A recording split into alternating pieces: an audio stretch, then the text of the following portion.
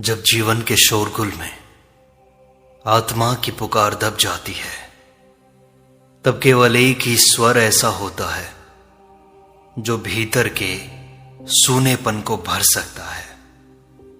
वह है प्रभु का नाम। यह नाम कोई साधारण उच्चारण नहीं है, आत्मा की भाषा है। वह मौन ध्वनि जो प्रत्येक श्वास में बजती है, हर धड़कन में गूंजती है। नाम वह बीज है जो भीतर के रेगिस्तान में हरियाली ला सकता है। यह वह दीपक है जो अज्ञान के अंधकार में जलता है और शांति का आलोक फैलाता है। श्री उड़िया बाबा जी इस बारे में कहते हैं कि नाम आत्मा का मूल कंपन है। नाम कोई साधन नहीं है, यह आत्मा का अपनी मूल सत्ता से जुड़ने का अंतिम पुकार के रूप में प्रयास है। नाम जब तब नहीं होता जब हम अभ्यास करते हैं, वह तब होता है जब भीतर से स्वयं एक पुकार उठती है। यह पुकार वैसी होती है जैसे कोई खोया हुआ बच्चा मां को पुकारता है। न उसमें कोई विधि है न कोई युक्ति है। वह पुकार केवल हृदय से निकलती है और सीधी परमात्मा के हृदय तक पहुंचती है। संसार की थकावट, संबंधों की असत्यता और साधनों की सीमाएं, जब आत्मा इन सब से ऊब जाती है, तब भीतर से एक करुण स्वर निकलता है, हे प्रभु, अब बस आप ही सहारा हो। यही वह बिंदु होता है जहां नाम साधना नहीं, आत्मा की पुकार बन जाता है। यह पुकार किसी धर्म की सीमा में नहीं बंधती, यह तो शुद्ध प्रेम का वेग है। नाम जब होठों पर नहीं रहता पर भीतर गूंजता है, तब वह आत्मा की अंतिम पुकार बन जाता है। वह न जप होता है न तप, वह केवल समर्पण होता है। ऐसा समर्पण जिसमें कोई अपेक्षा नहीं होती, केवल लौटने की इच्छा होती है। लौटना उस शांति की ओर जो कभी खो गई थी। नाम वही नहीं जो हम बोलते हैं, नाम वह है जो भीतर बोलता है स्वयं से। जब नाम भीतर से फूटता है, तब वह केवल शब्द नहीं रहता, वह नाद बन जाता है। वही नाद अंततः आत्मा को परमात्मा की गोद में पहुंचा देता है। श्री उड़िया बाबा कहते हैं, यह नाम का रहस्य है कि जब तुम थकोगे, तब नाम अपने आप तुम्हें पुकारेगा। यह साधकों के लिए मार्ग नहीं, पर आत्मा के लिए घर है। यही कारण है कि श्री उड़िया बाबा जी नाम को साधना नहीं कहते, बल्कि आत्मा की अंतिम पुकार कहते हैं। यह अंतिम पुकार ही आत्मलय है और वही नाम धीरे धीरे सब कुछ विलीन कर देता है। वहां न साधक बचता है न साधन, केवल नाम रहता है और उसकी मौन ध्वनि रहती है। जब नाम भीतर से फूटे, तब ही वह सच्चा जप है। श्री उड़िया बाबा जी कहते हैं, जप वही है जो हृदय से स्वयं फूटे, जिसका अभ्यास न करना पड़े। कई बार हम नाम को साधना समझकर दिन रात दोहराते हैं, पर वह केवल यांत्रिक बन जाता है। उसमें आत्मा का स्पर्श नहीं होता, केवल होठों की गति होती है। ऐसा जप आत्मा को नहीं जगाता, केवल मन को व्यस्त करता है। पर जब भीतर की कोई अदृश्य पीड़ा उठती है और नाम अपने आप जिह्वा पर आ जाता है, तब वह जप नहीं, आत्मा की सच्ची पुकार होती है। जैसे कोई गहरे अंधेरे में अचानक रोने लगता है, वैसे ही नाम भीतर से फूटता है। तब वह शब्द नहीं होता, वह वेदना की ध्वनि होता है। यही ध्वनि परमात्मा को खींच लाती है। नाम का सच्चा जप तब नहीं होता जब हम उसे साधने का प्रयास करते हैं, बल्कि तब होता है जब हम स्वयं छूट जाते हैं, हम स्वयं को समर्पित कर देते हैं। जब नाम भीतर से बिना प्रयास के उठे, जब वह सांसों के साथ बहने लगे, जब वह विचारों को पार कर जाए, तब वह साधना नहीं, आत्मा का विलाप बन जाता है। ऐसा विलाप जिसमें आनंद छिपा है।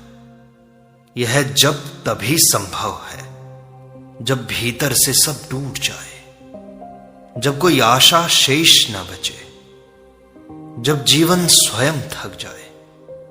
तब हृदय से जो स्वर निकलता है वही नाम है।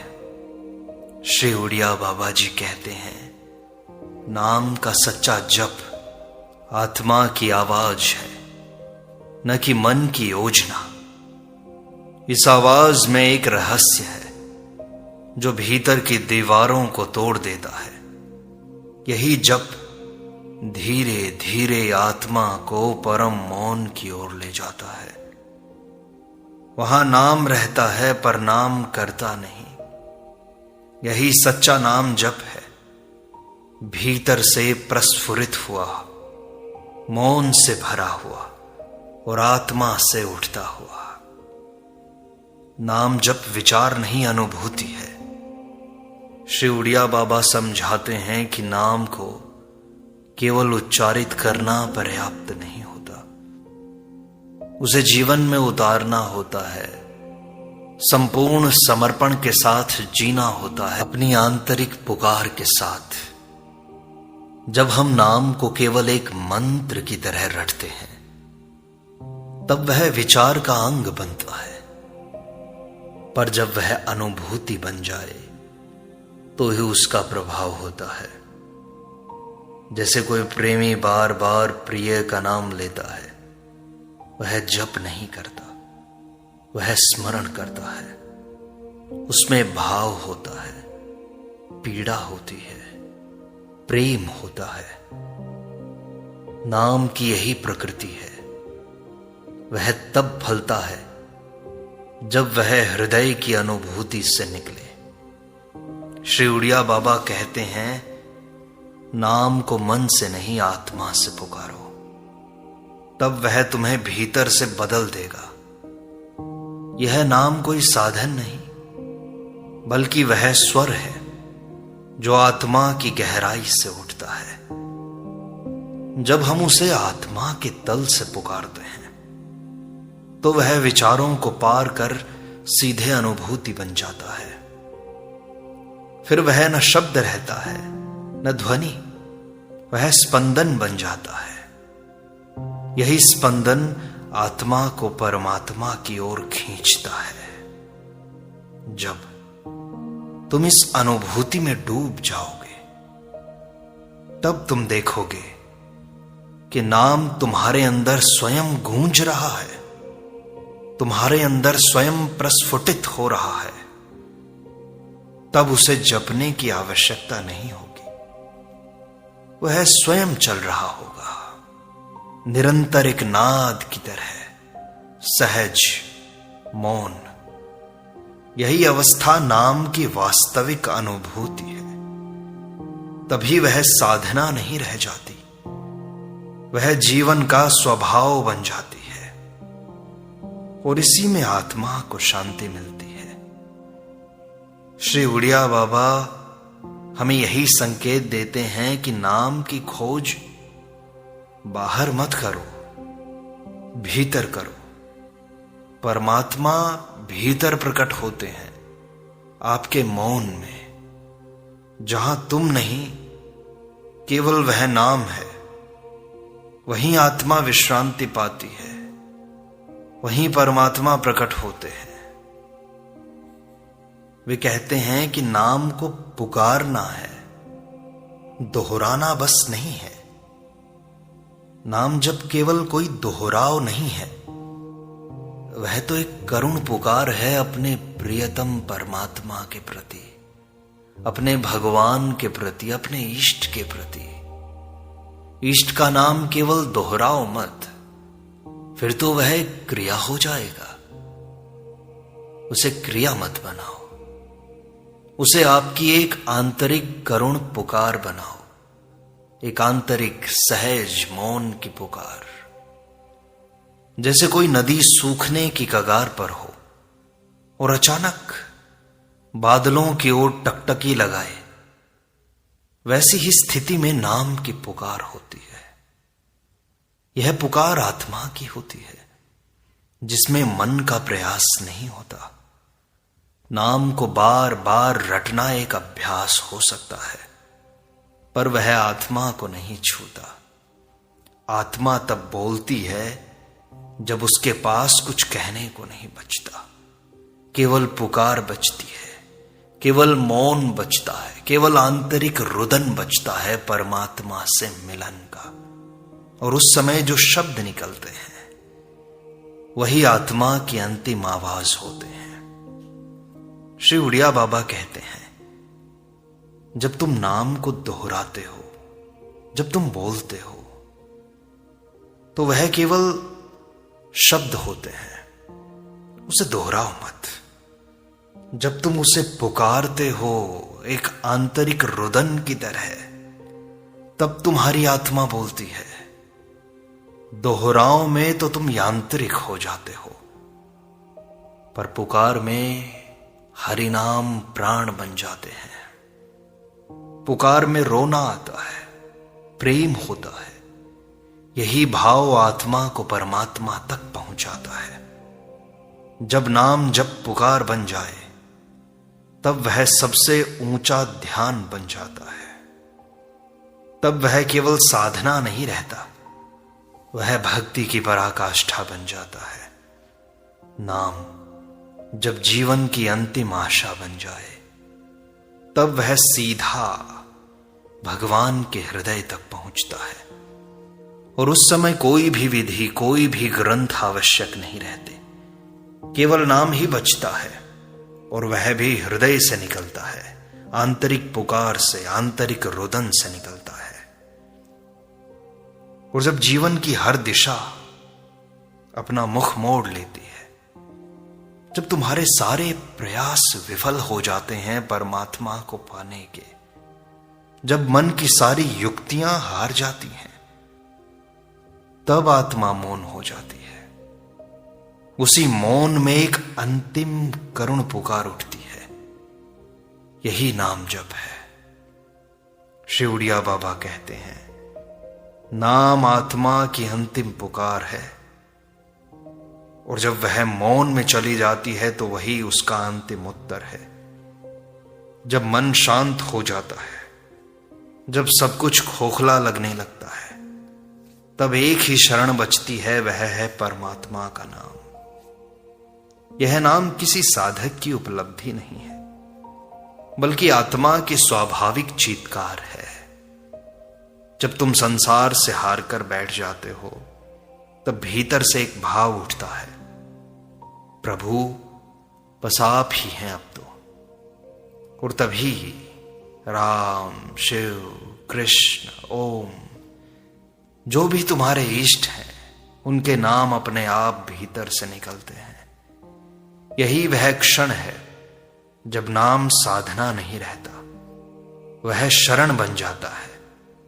नाम फिर दोहराया नहीं जाता, वह खुद चलने लगता है, श्वासों के साथ, हृदय की धड़कनों के साथ। वह भीतर गूंजता रहता है। श्री उड़िया बाबा यही कहते हैं कि नाम जप को अभ्यास मत बनाओ, उसे आत्मा की पुकार बनने दो। यही पुकार अंतिम सत्य है। यही वह सत्य है जो भगवान को खींच लाता है। और उस मिलन में कोई शब्द नहीं बचता, केवल मौन और प्रेम बचता है। नाम जब रोना बन जाए, पुकार बन जाए, तभी प्रभु पास आएंगे। नाम का जप तब पूर्ण होता है जब वह आंसू बन जाए, जब जपते जपते आंखें भीगने लगे, जब हृदय कांपने लगे और भीतर से कोई अनकहा रुदन उठे, तब जानो कि नाम अब भीतर प्रवेश कर चुका है। केवल जिह्वा से बोले गए नाम में वह ज्वाला नहीं होती जो आत्मा के पुकारने पर निकलती है।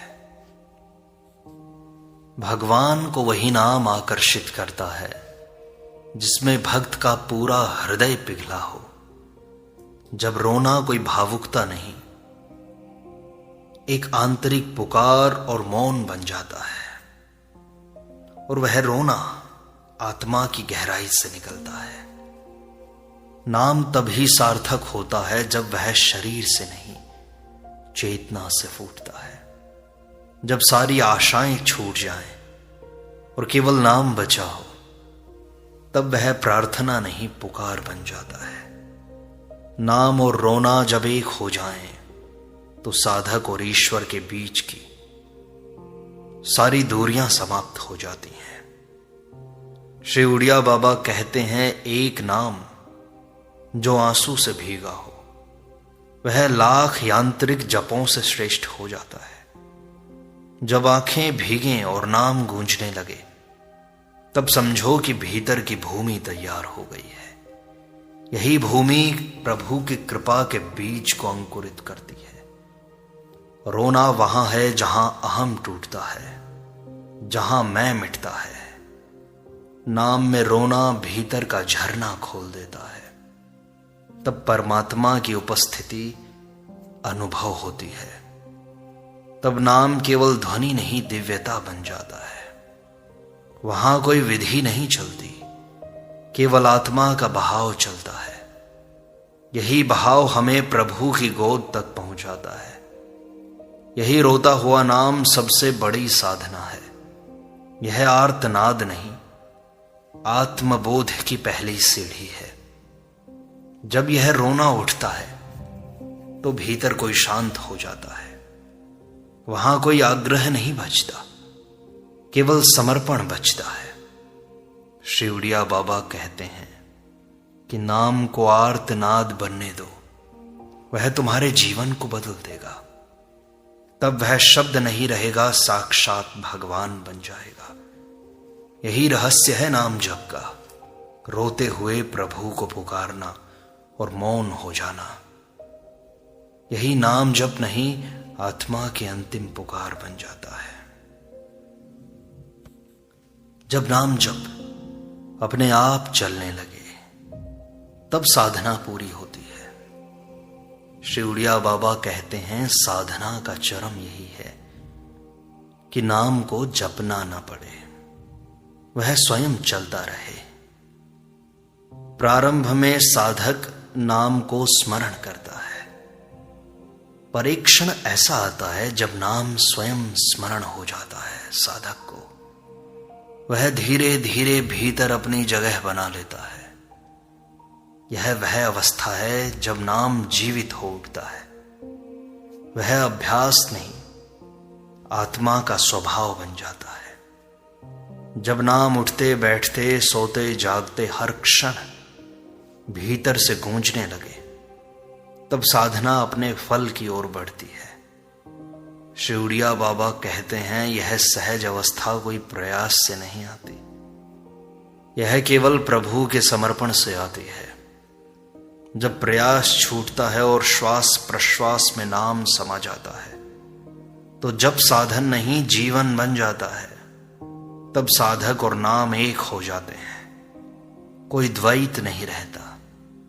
यही नाम की सिद्धि है, जब वह तुम्हारे बिना भी चलता रहे।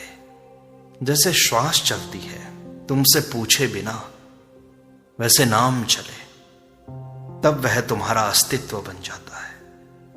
वह केवल जप नहीं होता, चेतना का नाद बन जाता है। वहां मौन भी बोलता है और शब्द भी मौन हो जाते हैं। यही वह परम स्थिति है जहां नाम और आत्मा एक कंपन में जुड़ जाते हैं। तब नाम बोलने की चीज नहीं रह जाती, वह भीतर की धुन बन जाती है। उस धुन में ही ईश्वर का वास होता है। श्री उड़िया बाबा कहते हैं, जब नाम स्वतः चलने लगे तो समझो प्रभु तुम्हारे भीतर ही बस गए। वहां कोई साधक नहीं, कोई साध्य नहीं, केवल अद्वैत, केवल प्रभु की उपस्थिति। यही अंतिम अवस्था है जहां साधना सहज हो जाती है। नाम जप अब कोई प्रयास नहीं, वह स्वयं प्रकाश है। और जब वह चलने लगे अपने आप, तब साधना नहीं रहती, केवल प्रभु ही बचते हैं।